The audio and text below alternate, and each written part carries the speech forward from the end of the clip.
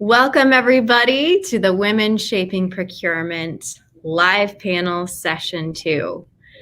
We've had a lot of lead up to this event. We had panel session 1 last week, which I think was fabulous. Our guests were amazing, really sparked a lot of great conversation, and I could not be more excited for this group and to get going on these topics. I feel like we're really rounding out this week with International Women's Day. And to be honest, since we've started this process, I think that my mission is to make every day Women's Day, every month National Women's History Month. I'm all about it.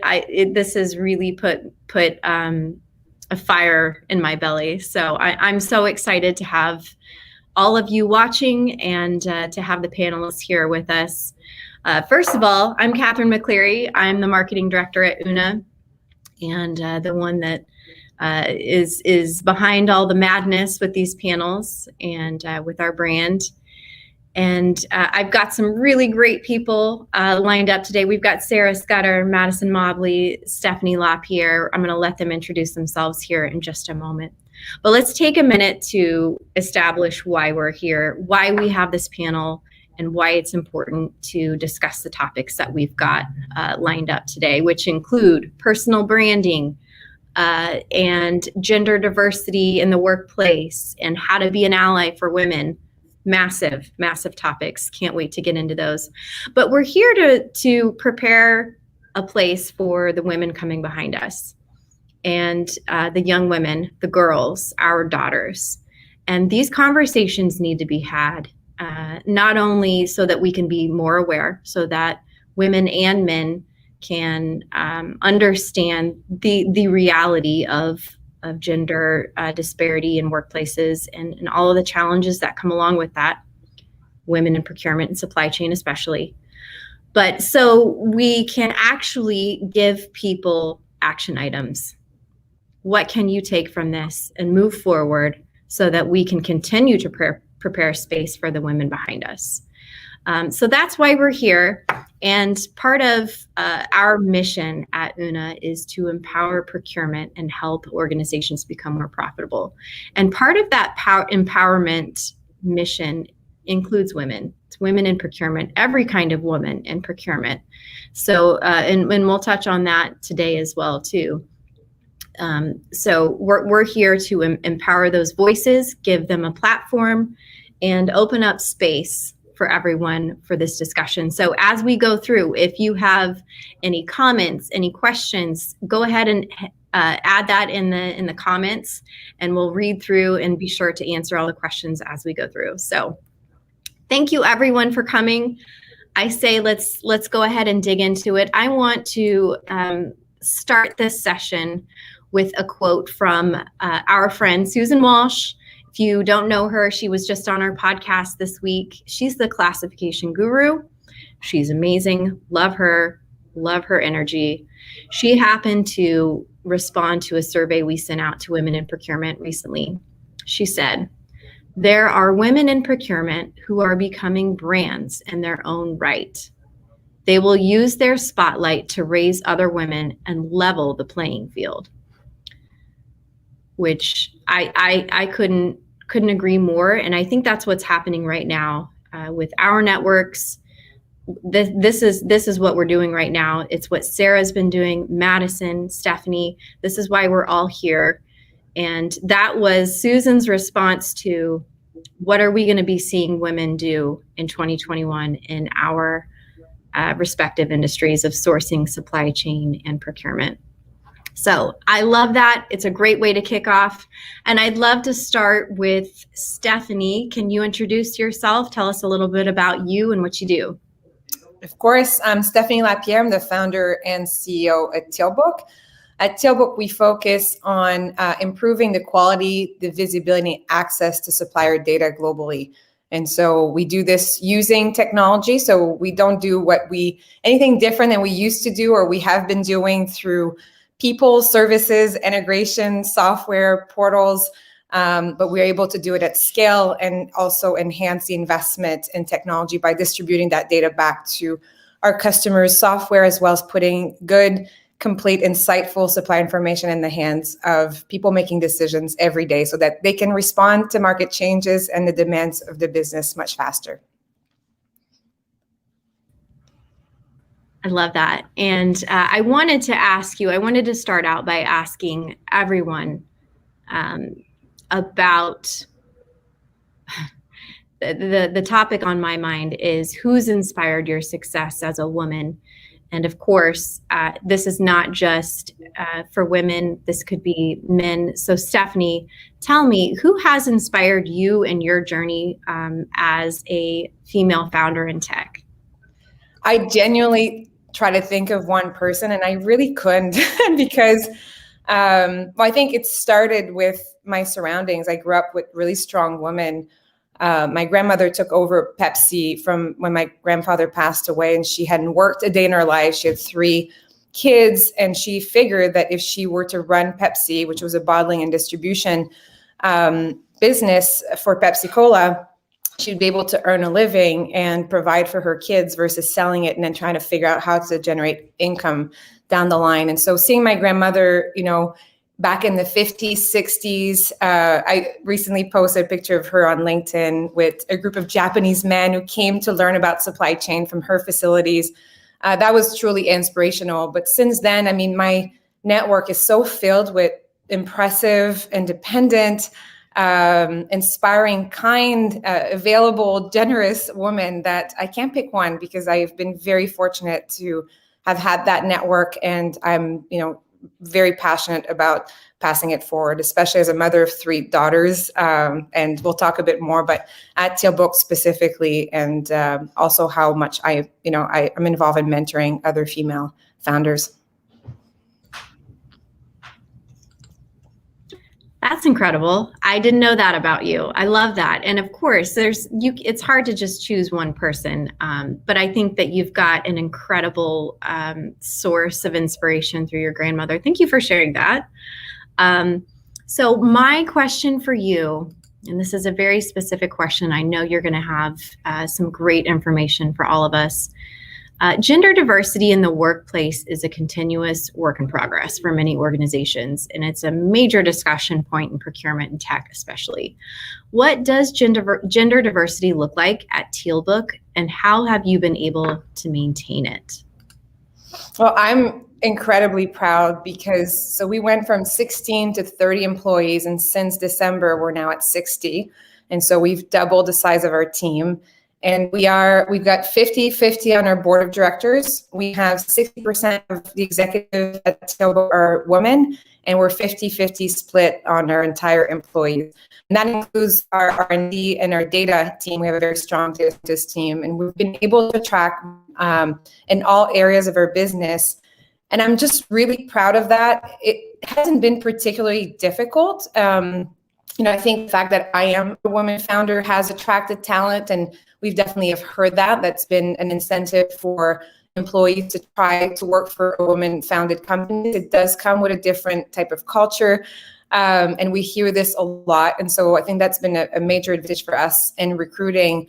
And more recently, had opportunities where we had very strong candidates, where we had both a man and a woman in specific roles, and we've made a commitment to ourselves to give that opportunity to a woman. And it's happened 3 times since January, and so I'm just really proud of our executive team to always make that conscious decision.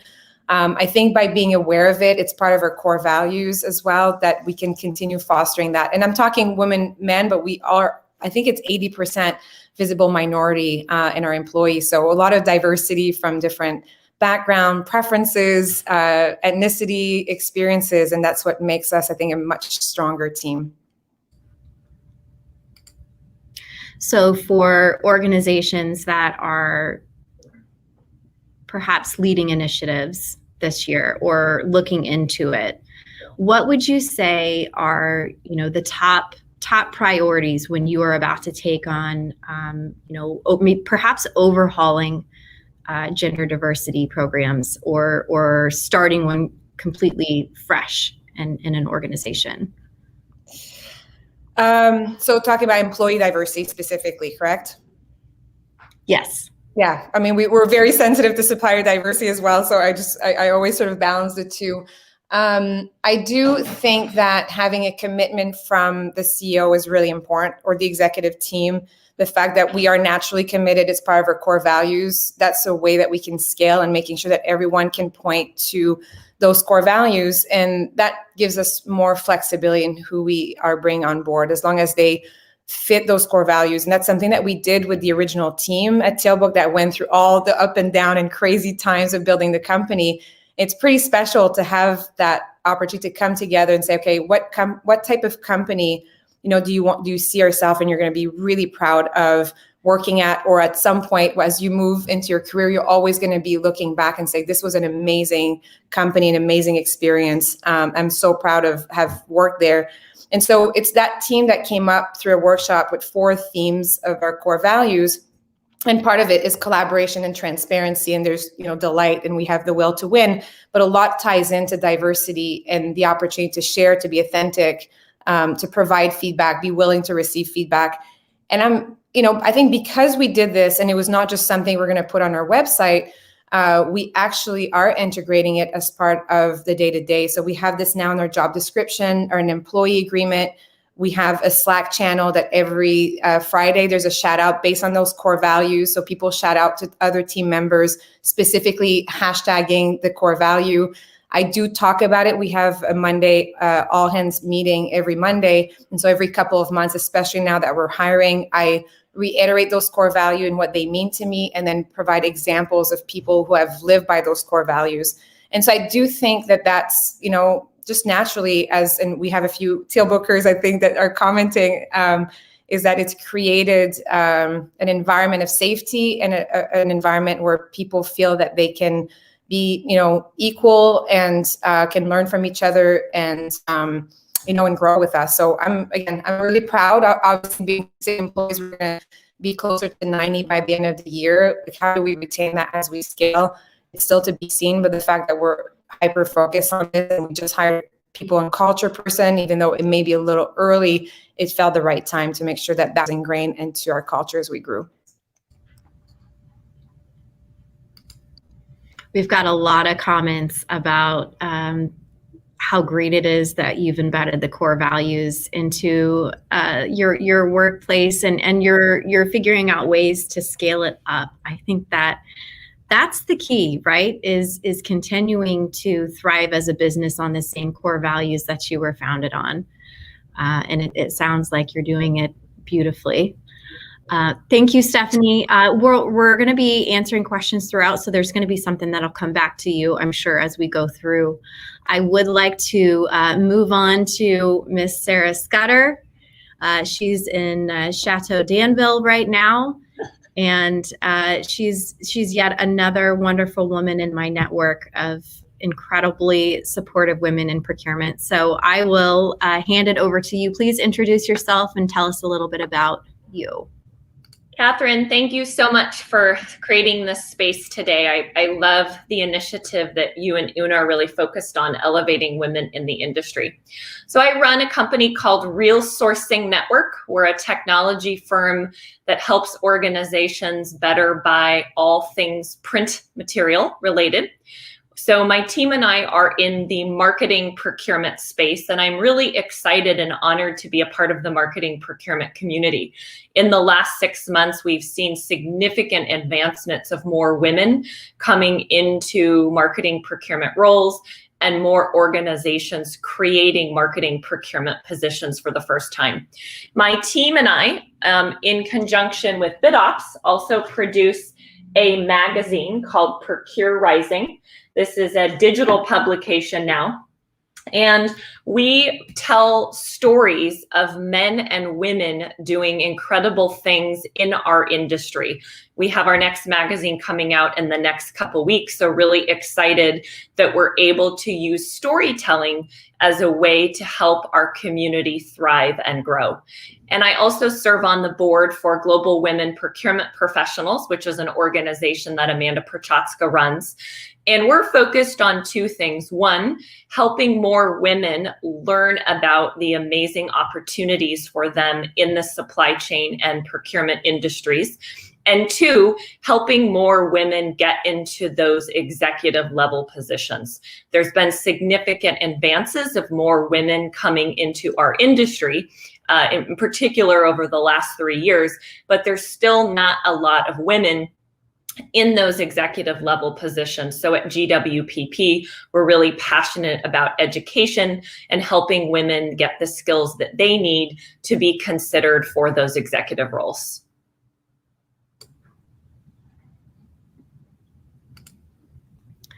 Love that. You're doing so much. I've said it before, went on your podcast episode, but you're involved in so much that supports women, empowers women. And we mentioned it last week in our panel that you are an incredible person to have in a network. And I love, Stephanie, that you mentioned that you're involved in mentorship as well. I think before we end this session later today, we're going to have to bring that up again and make sure that we call out all the resources that the women here on this panel are involved with that can help empower women in procurement. So, Sarah, thank you for introducing yourself. Can you tell us, man, woman, whoever it is, maybe there's a few of them, who has inspired your success? Yeah, so Catherine, when you asked this question, there were two people that immediately came to mind. So I'd like to share a little bit about both of them and why they've been so inspirational in my career. And both of them happen to be men. I've actually had 4 male bosses in my career, and all of them have been males. So the first person is someone named John Suey, and he was actually my very first boss when I graduated from college. So he actually offered me a job my senior year when I was attending Sonoma State University. I was a double major in business and econ with an emphasis in marketing. And I really had no real world marketing experience other than it was something that I was studying in school, and I was planning to go into the fashion industry.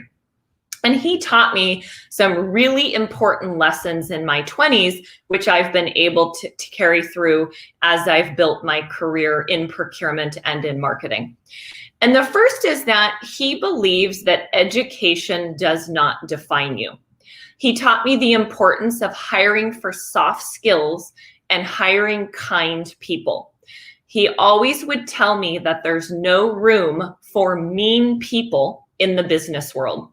He was a huge advocate to get more women into our company and to get more women in our industry. The company that I joined right after college, where he was my boss, they had very, very few women in the company. And John took me to my very first conference after I graduated, and I was one of 5 women in attendance, and I was the youngest person at the conference. And when we arrived, I said, "What advice do you have? This is my first professional conference. Please share tips with me." And he said, "I'm only going to give you one piece of advice." And he pointed to somebody in the lobby and he said, "See that man over there? His name is Ross. And I want you to watch him closely for the next 3 days." And that was all he told me. So watching Ross over the course of the 3-day conference taught me the importance of building a brand for myself. And what I noticed in watching and observing people at this conference is Ross was the only person there that had built up a brand and following and reputation in the industry, that he was so sought after that people went to him. He was not having to run around and chase people down and go up and introduce himself or approach people. He was the person at the conference that everyone wanted to know and everyone wanted to talk to. There was actually a line of people oftentimes waiting to meet with him. And it's that experience at that conference that taught me in my very early 20s the power of building a brand and how it needs to be something that each and every single one of us focus on every single day. The second person that's been a huge inspiration in my life is someone named Jeff Peters. Jeff has spent his career in procurement and many of his years as a consultant. He most recently worked at the Hackett Group. And Jeff has done 4 things for me. He tells me what I need to hear, not what I want to hear. He's taught me the importance of asking for and giving brutally honest feedback. He goes out of his way to coach and help people. And I've never met someone that does more acts of kindness expecting nothing in return than Jeff.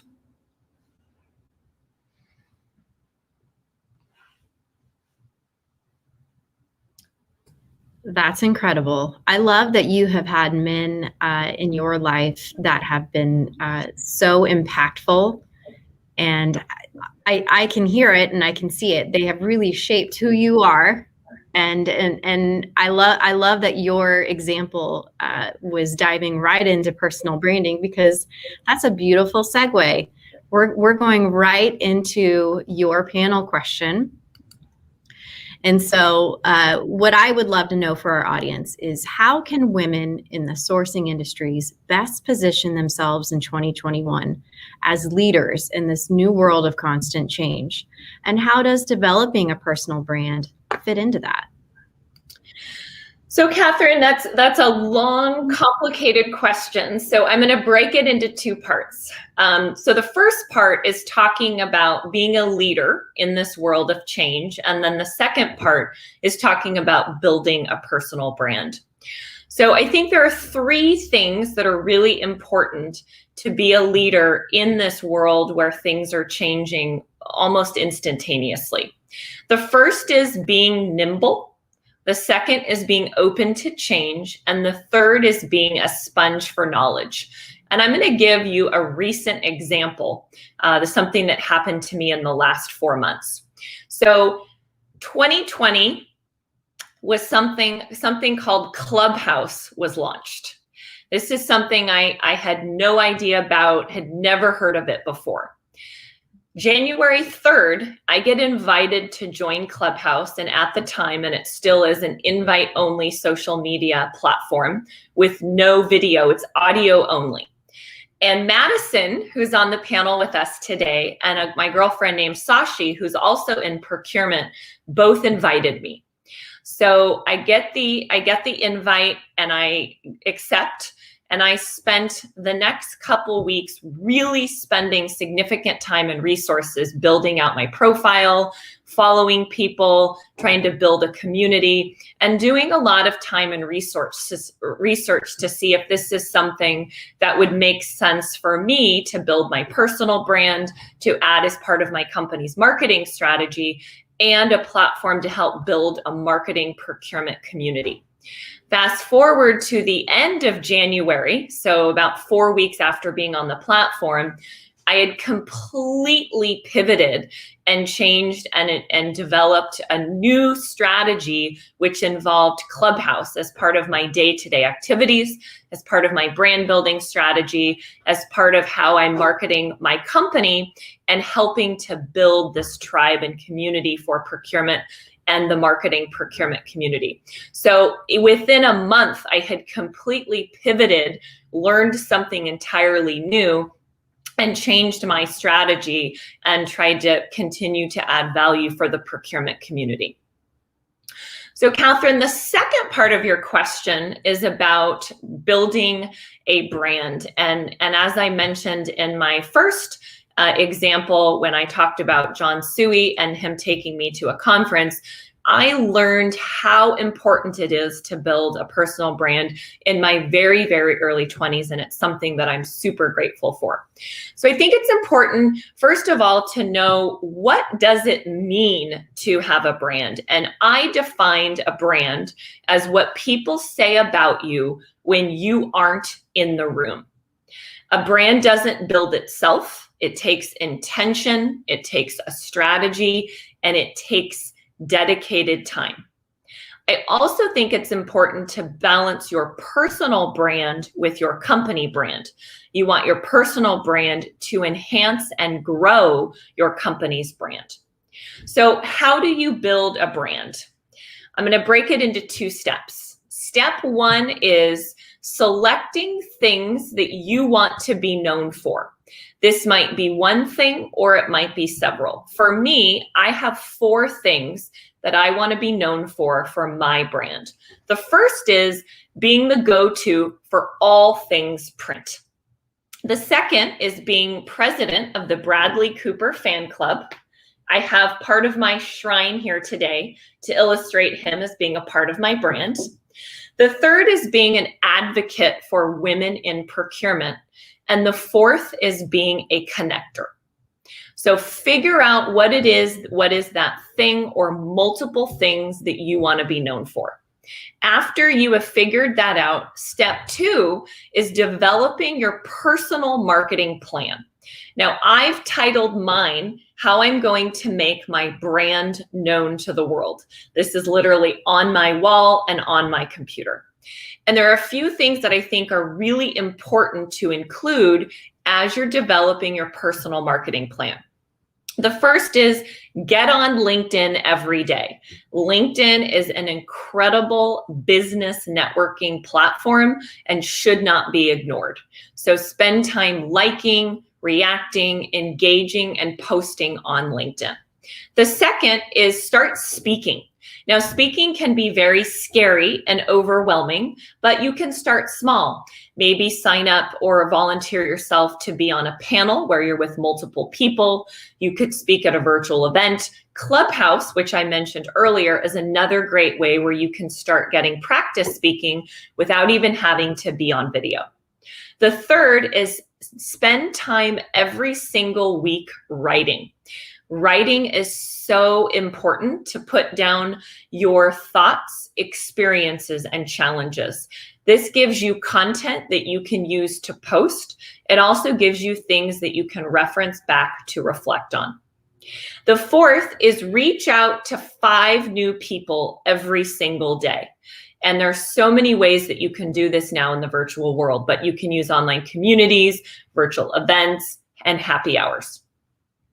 The next is stay in touch with people. So after you've established and reached out to your 5 new contacts every day, then you want to stay in touch and build and maintain those relationships. And you can do that through email, calls, and sending quick notes, just so you can stay top of mind while continuously adding value for the other person. The last thing that I think is really important is find something to wear that represents you and makes you stand out. Now, fashion is my passion. I was planning to go into the fashion industry before I landed in marketing procurement. I used to do runway modeling, so I love fashion, but I think it's a really powerful medium to use as part of your brand building strategy. This could be something like a fun hat, red glasses. In my case, wearing newspaper print. I'm wearing one of my newspaper print shirts today. I actually have an entire section in my closet for newspaper print clothes. And I wear this when I speak or when I travel, because it represents me and it represents my company's brand. Madison, who's with us today, and she'll be up next, she does a great job using the Adidas tracksuit as something that she wears every single day. It looks like she's rocking a new print today for us, but that's something that she's used as building a part of her personal brand. And I'll close with this. I think it's really important to think of your personal brand as something more fluid and something that can evolve based on external circumstances. So the brand that you've built today may not be the same brand that you're going to have in 5 or 10 years. So it's important to stick to your core and who you are as a person, but know that your brand may need to morph and change over time. Well, that was a masterclass. Thank you. I hope everybody was able to take some notes, and I know I'm going to be going back and reviewing some of that. We do have a few questions. Let's see here. You sparked a few of them here. Okay, so Kaylee wants to know, do you have a specific example of when your personal brand got you an opportunity or success that you do not believe you would have gotten without the effort into your brand? Great question. Yeah, so Kylie, thank you for that. I have several examples actually, and I'll use one that actually relates back to the example I used about the clothing that you wear. So I used to do a lot in the restaurant and hospitality industry. And I was attending a conference in Arizona called the Restaurant Leadership Conference. And one of the things that I did is I pre-planned the outfit that I was going to wear every day to make sure it was something that was really bold and that would stand out amongst 2,000 people. And I bought this bright red, beautiful long jacket. And I wore it day 2 of the conference. And that red jacket got me 5 meetings.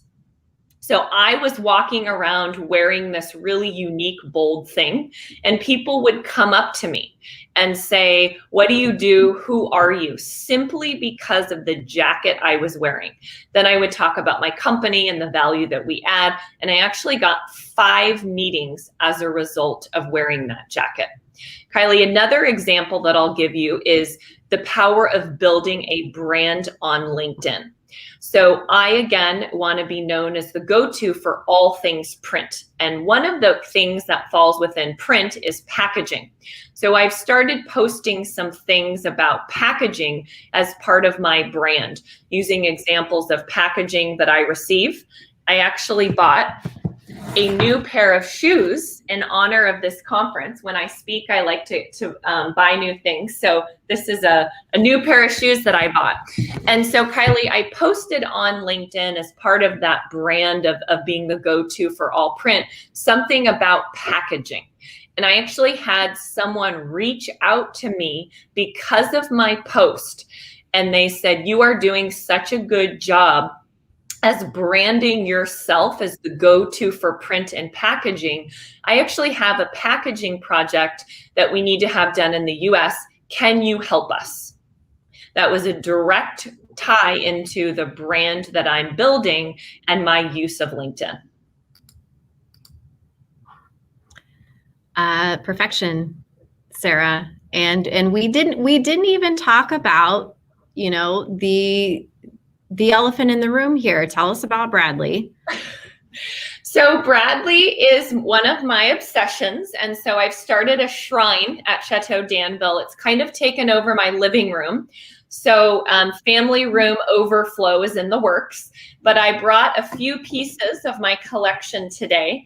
And the purpose of this is just to show you, again, that I've incorporated Bradley as part of my branding. And it's something that I use as humor, and I use it in our posting and just who I am.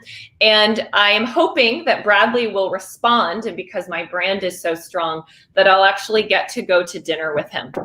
That's one of my 2021 goals. Hey, shoot for the stars. That's what I say. Shoot for the stars. All right. Before we move on to Madison, I want to answer a question that somebody submitted for Stephanie. All right. So Stephanie, you mentioned supplier diversity. What is Tailbook's supplier diversity program, and can you describe the supplier diversity program within Tailbook? Yeah, absolutely. And as you probably are aware, it's always been incredibly important, but there is a wave of commitments being done to supplier diversity, which is absolutely wonderful. Our technology, what's unique about our technology is that because we've built through machines a way to collect and aggregate information at scale, one of those attributes that we focus on is certification. So we look for certificates. And we've been, for the last few years, working with our customers who've said, okay, if you can improve the quality of my data over time, what are those attributes that we're most focused on? And supplier diversity was a common theme across our customers. And so we start focusing on how can we, not only learn through machines, what makes a B2B supplier, what they do, contact information, geography, all the important records that you need to collect, but also what are they certified for specifically to small and diverse businesses. And within a very short period of time, we were able to reduce the error rate and start collecting, aggregating, maintaining over 800,000 certificates and unify it back across about 500,000 businesses. And our machines do this at scale. We have the classification, we pull the certificate or the link to the certificate. We've got the expiration date, and then it can show you if the certificate has been validated or not. What it does, it's a very powerful way to take the vendor master, and because of our technology, we can unify all data to one company. So we remove duplicates, we unify all of the records under each company, and we match it essentially as part of the activation, all the certification, and we can produce a supplier diversity report within, a couple of days. It's faster, but because we do quality control on it, it can take up to a week, but it's really, really fast. And it will give you your accurate small diverse spend based on what you recognize, and it's real-time reporting, so you can have access to it. You can break it down by supplier, by category, by geography, by classification. And the other unique thing that we do is because our machines are always looking to understand what a supplier does and how they relate to the world, is we're able to pick up on things like geography, size, or keywords, or history of certification to identify potential diverse. And this is a shocking stat that I didn't know until fairly recently, but only 5% of businesses that meet the small diversity requirements are in fact certified. So that leaves 95% of businesses that could or should be certified or not, and they can be recognized in a small and diverse reporting by the enterprise.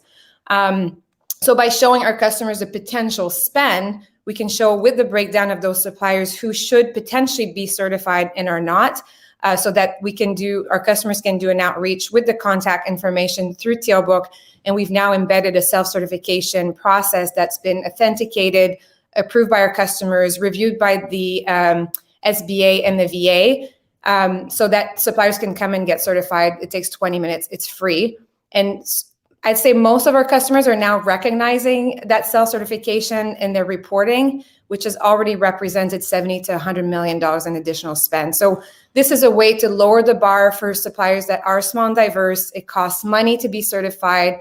It is a process. It requires an investment of time and resources that not always, suppliers know the upside or have the opportunity to put, the resources aside for it. And we can do it in record time. And that allows our customers to also open this pipeline of innovative, small, diverse businesses. So obviously there's more to this, but I'd say the automation, the scale, the speed, the accuracy, and the potential as well for our customers to make a significant impact in their diverse spend is something that is very unique to Tailbook. We've got some comments coming in. So I believe that would be Amanda with Global Women Procurement Professionals. She says, that is crazy. I own 3 businesses. None of them are certified. So I guess I should not be surprised. The work that you're doing with Tailbook is super important. And I said this when I had you on the podcast, and I'm pretty sure I named that episode "Saving the World" with technology. And 2020 was a crazy year for a lot of people. And what you're doing for suppliers and the access that they need to make an impact faster, and for companies who are really seeking out supplier diversity programs, you were already on top of it, and you were already providing an incredible solution. So hats off to you and what you're doing with Tailbook. And if I may just share a quick example, I was on a call. So the C200 are all women in executive roles that get together. And I've been fortunate enough to be invited to be on a panel. Sorry, my battery's about to die, so I'm just going to make sure that I don't lose you guys. And as I'm speaking about Tailbook, there's a woman that said, hey, I do this large bank, because I was mentioning a customer who had identified, I think it was like 120 million in additional diverse spend and their own spend that they hadn't captured in their reporting the year before. So, a huge upside for that client. And as I said that, she says, it's funny because that same customer contacted my firm a few weeks ago and mentioned that they had just received their report. They had uncovered additional small and diverse businesses that they were doing business with. And the CEO had presented this commitment to their shareholders, which it was part of the initiative that we were involved. they said two things. We would like to invite you to a panel to speak with other small, diverse businesses on how to navigate working with a large bank like ours.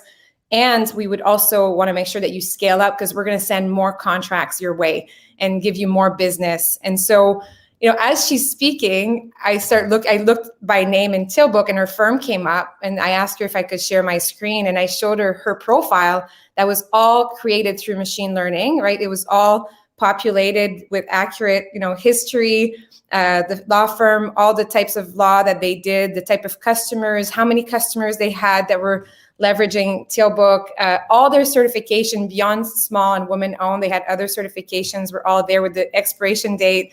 2 were expired, but it was expired like the week before and they had just got it renewed like a day before. So again, our machine hadn't captured it on the day, but it was fine for our customers reporting.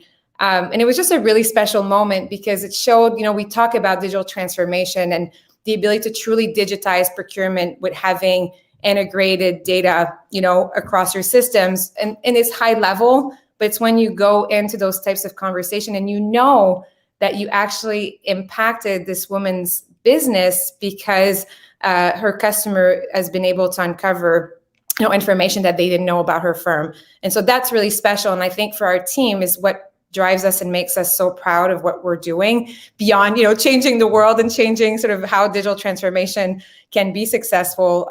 This is just full circle for us. Thank you so much, Stephanie. I'm sure we'll probably get more questions on all of that, and we'll hopefully have a few minutes at the end to address those. I want to move on to Madison. Bring us home, girl. Introduce yourself. Let us know where you're at, what you're doing, and then we'll get into your questions. Absolutely. Hi. So this is Madison Mobley speaking, and I did my best to find the good light today. It was overcast in Texas, and now it's looking like the sun's about to come out and be petty. So we'll see how this light does. But Madison Mobley, I'm currently an enterprise sales director at a company called Fair Market. We are on the heels of our Series B. We're a procurement tech provider. And if you ask anyone at the company, we can rattle off our North Star, which right now is revolutionizing the way all organizations buy the things they need. And it don't really matter what the things are. But to go a step further in terms of what we do, and then I'll pause that piece of my intro.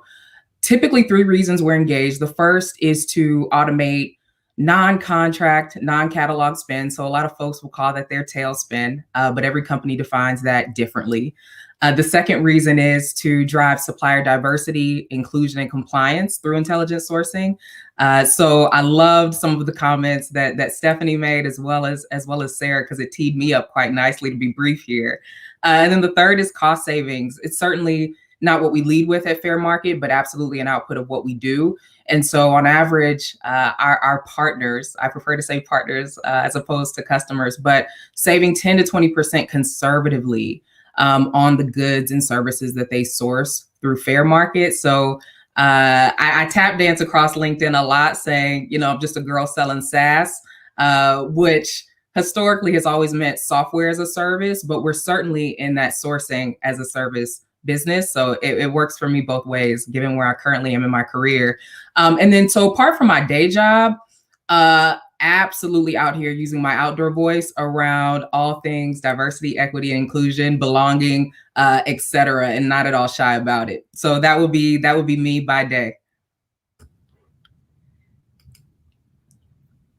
Yeah, and that's one of the reasons that you're here on this panel is because I know you've got that voice and you have plenty to say.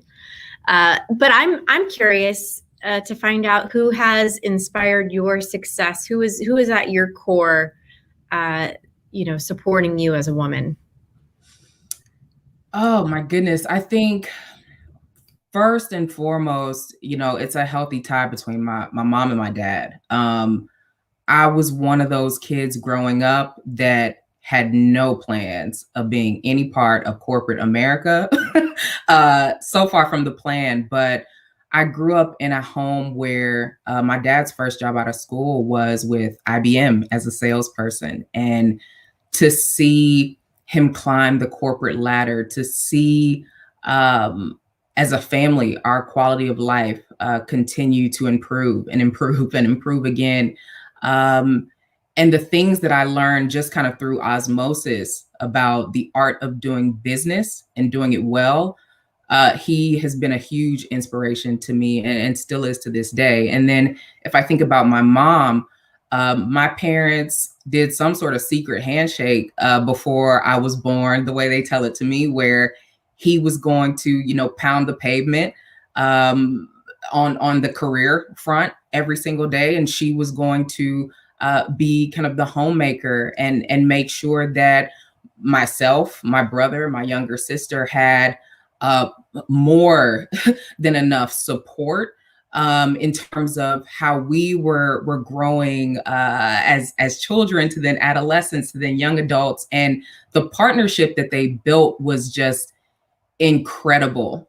It was a sight to behold when I was younger and didn't really understand much. But now looking back, I truly did grow up in a world where, or in a home, I should say, where I had the best of both worlds and a perfect balance of like what we would stereotypically call the masculine and the feminine.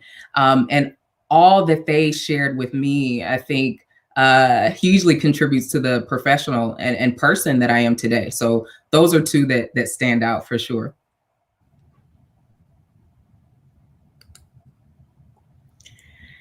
You know what? I'm curious to know more about your parents, but that's for another day. I'd love to know the people that have shaped you, Madison. We've got a great comment here. So from Vanessa, she says, Madison, so very impressed with the way you command the audience. Your confidence is strong. Your confidence and strong presence is captivating. I will second that. I was captivated at first LinkedIn post I saw.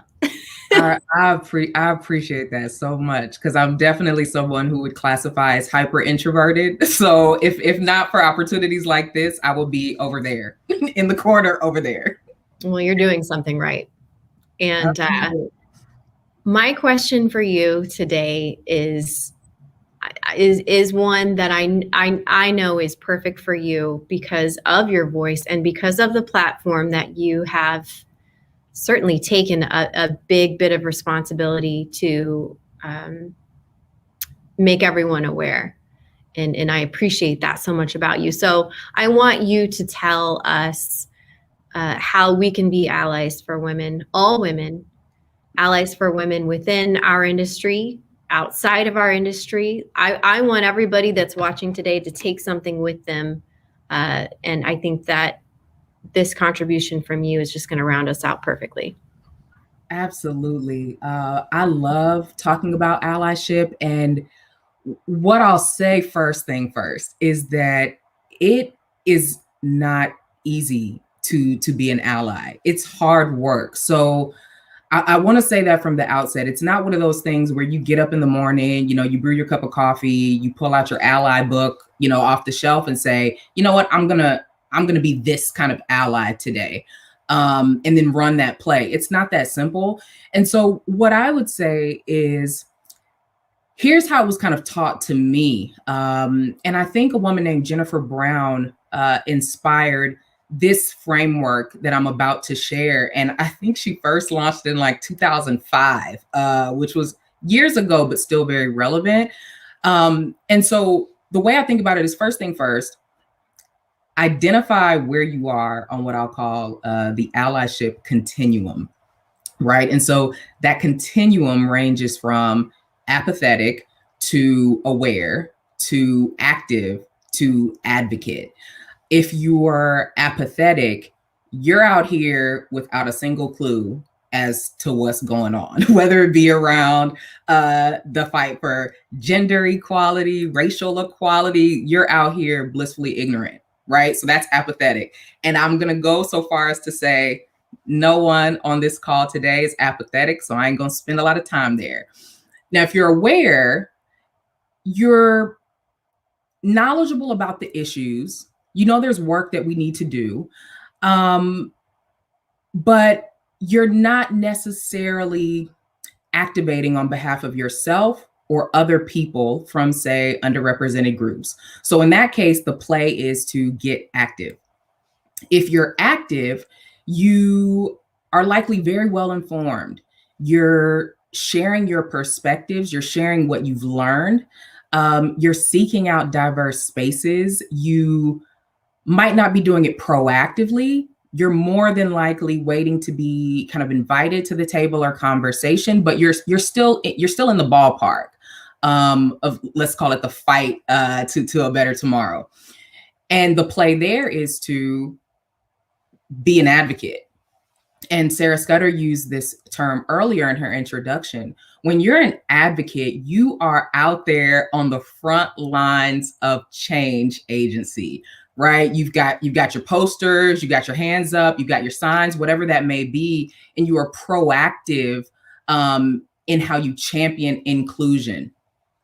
So I'll pause there. But when I think about now how this could come to life in our workplaces, it's about taking a step back to say, okay, I accept that there are, let's call it, corporate infrastructures that systematically disadvantage certain groups of people, women being one, right? But then if you layer on Black and Indigenous people of color, members of the LGBTQI plus community, right? There's also this intersectionality piece that comes to play. But step one, assuming that no one on this live panel is apathetic, is you're aware that there's a problem and there's work that we need to go do. Then it comes down to taking a critical look at how we hire at all levels in the organization, right? So from the way we write job descriptions to the questions that we ask in interviews, how we onboard our colleagues and those that we're looking to bring into the workplace, how we educate, how we cultivate culture. Then it comes down to pinpointing the bias that inherently exists everywhere, right? So this isn't a conversation, when I think about allyship, it's not a conversation about how do we make bias null and void or non-existent. That's not the conversation we need to be having. It's more about how do we get better and more crisp when it comes to quickly identifying where biases lie in our systems and putting measures in place that proactively counter those biases. And then the last thing I'll say is allyship is about the continuous assessment of not only process, but our blind spots, and proactively seeking peers, colleagues, new employees, new hires that our culture adds at a rate that far outpaces what we've historically called culture fits. That's what I'll say, and pause again there. No need for a spicy hot take on that. That was the full lesson that we needed. Great comment here from our friend Hannah. Great that you're acknowledging that it's not easy to be an ally. Lots of learning. I'll admit it. I have not done enough to be an ally, and I so appreciated watching the panel that you were on not too long ago in February, Madison, and realized. Maybe I thought I was an ally, but maybe there's a little bit more action that needs to be put in place in order to be really promoting and supporting and moving our culture forward. So I appreciate all of what you just said, and I hope that our audience takes that to heart and really moves forward with it. Let's see, tailored for you. She says, love the way you're walking us through this, Madison. Very useful information. Agreed. I'll say this too, Catherine. I think we're always going to be our biggest and baddest kind of self-critic. And even as we're sitting here on this live panel, what you're doing as part of this Women Shaping Procurement initiative, let alone the things that you've been vocal about prior to now, I would absolutely classify you as someone who is an advocate present day. But I'll also say too, it's okay to be at the awareness stage in your journey. But just know, after a while, I'm gonna come knocking on your door like, okay, so when are we gonna be active? When are we gonna be, an advocate? And what together can we do more of? But I think this is a long game. It's a journey, right? And even when we think we've mastered the art of including women in the conversation, you still gotta take a step back and say, okay, well, what am I doing for women who also classify as Black and Indigenous people of color? What am I also doing for the women who not only classify as Black and Indigenous, but also LGBTQIA+, right? The plays continue to get more nuanced and more complex, and it requires this continuous self-development where none of us are ever going to get to a place where it's like, been there, done that, got the t-shirt. I've been an ally. Nah, it's continuous work and a continuous commitment to education, feedback, learning. I love you, Madison. You're amazing. I love everyone here, but you really brought it through for us. And while we're still on your section of the panel, and I will extend this to everybody on the panel before we close out. Feel free. Let's just lay out any resources that we have to be better allies, to support women to become mentors, or if you need a mentor. Madison, I'll start with you, and then we'll move along. Yeah, absolutely. So I never want to volunteer, everyone here, but here I go. Based on my history with the women that have been part of this panel, both session 1 and 2, we are all here to help, answer questions, challenge you in conversation around the work that needs to be done to continue amplifying and elevating the voices of women.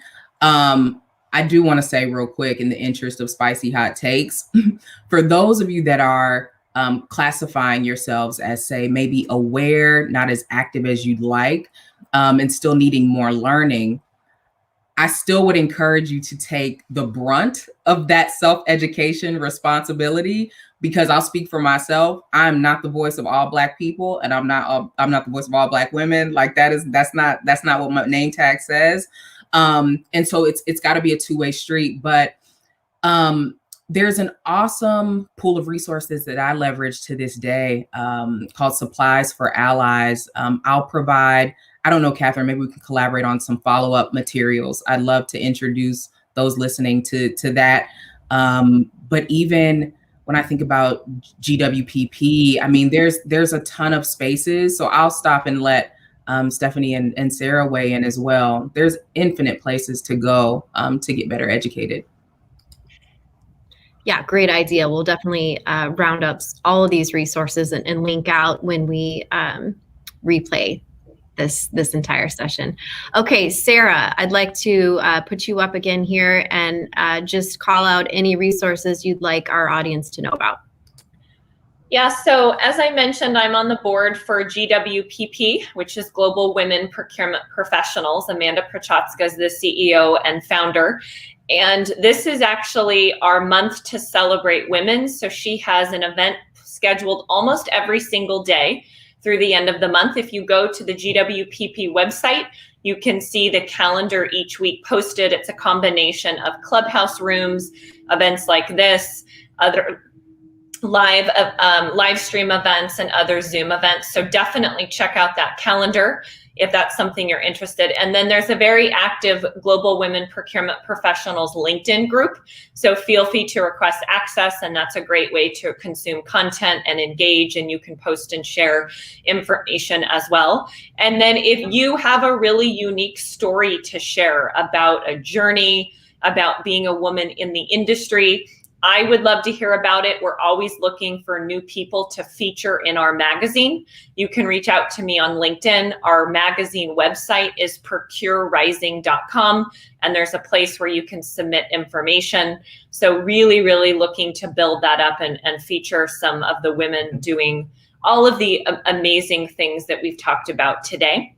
And then just in general, I think LinkedIn is a great resource. So follow people that you think are thought leaders and that are doing great things in the industry. Catherine, Madison, and Stephanie are three of those people that are with us today. People post really useful and interesting content and information, and it's a great way to learn and find mentors. So be really proactive and selective at the same time about following people and engaging with specific people on LinkedIn. Wonderful. And I think Bradley heard that. He was ready to jump in and help you answer there. Okay, Stephanie, let's close out with you. Tell us about any resources you'd love our audience to know about. Yeah, so I'm on the board of GWPP, not as active as Amanda and Sarah have been, but I'm definitely there as an advocate and to help. I'm on the board of C-Suite, which advance the career of women that are typically nominated by their boss. I'm also on the board of the International Association of Data Quality, Governance and Analytics that's founded by Joe Yakura. And through that association, we're looking at ways to help advance women in procurement by leveraging data as an asset. And so we've had already a couple of roundtables that were so incredibly insightful. And other than that, what I can say as just a small way to start is I typically tend to say yes to most people that will ask me to have a Zoom coffee or a coffee. I think it's, the words that people will say is no. So I would say for the ones who are seeking mentorship, like don't be shy to ask someone, even if it's a short coffee, just to get to know someone and extend your network. It's a great way to build out and then find your mentors through that process. And if you are on the other side, just say yes. I know we have busy schedule. I have 3 kids. I run a tech company. It's busy, but you can spare, I'm sure, 10, 15 minutes for someone to help them either guide them or just even, give them some nuggets that they can take away that will help them throughout their career. And so I'll leave you that. We're already past 2:00. So. Love that. Thank you. Thank you for that. And thanks for offering to help all of you, Sarah, Madison, and Stephanie. I appreciate all of you, appreciate the time that our audience took to tune in today and listen in to this wonderful panel. We will get a replay out within the next day, and we'll absolutely have resources linked out and make sure that everybody can check up on all of the things that we discussed throughout. So again, replay coming soon. Thank you, everyone. I'm dedicating this to my daughter, who I'm creating space for in this world, to be as creative and loud and precarious as she wants to be. So again, thank you all, and appreciate everyone. Have a wonderful rest of the week. Bye, everyone.